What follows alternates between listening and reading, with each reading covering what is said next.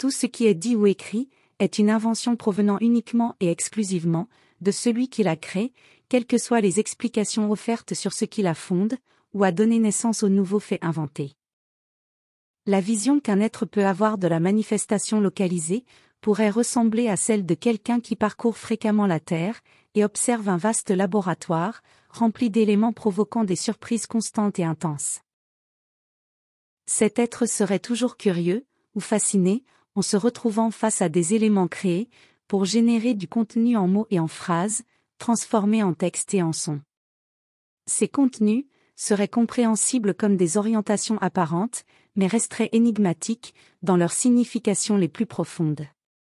Quelle est la matière première utilisée pour la formation de ces éléments? Et quel est le moyen utilisé pour la transformer? La matière première de ces éléments est composée d'expériences, de perceptions et d'émotions, captées et organisées par la conscience. Ce sont des fragments de la réalité interne et externe qui, en s'entrelaçant avec la mémoire et l'imagination, génèrent les matières brutes de l'expression. Le moyen de transformation est le langage, c'est-à-dire un système symbolique qui façonne ces matières en formes intelligibles de mots, de phrases, de sons et d'images. Le langage agit comme un creuset alchimique où l'immatériel devient communicable. Toutefois, ce processus n'est jamais neutre. La transformation porte toujours les traces de celui qui la réalise, de sa culture, de son temps, de son intention.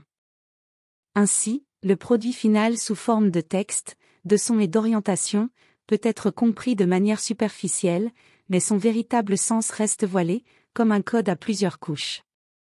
La planète surprend, par sa capacité à abriter une immense quantité de mécanismes de propagation de contenu, dépourvus de signification et d'importance, qui finissent par être transformés en manuels, orientant le comportement des mêmes machines qui les produisent. Il pourrait être compréhensible, pour un extraterrestre, que l'être en manifestation ressente le besoin de justifier son existence. Pour le formateur des choses, cette connaissance est implicite. Mais, à ce point de l'espace-temps, cette absence devient incompréhensible, et en même temps, la génération continue d'arguments qui non seulement obscurcissent la compréhension, mais éloignent aussi tout être de la véritable connaissance de l'existence des choses. Il est surprenant de voir avec quelle facilité on accepte la soumission à des arguments qui déforment la fonctionnalité naturelle des choses. Et il est encore plus surprenant de constater la difficulté à retrouver les principes et les éléments essentiels qui mènent à la vraie connaissance des causes.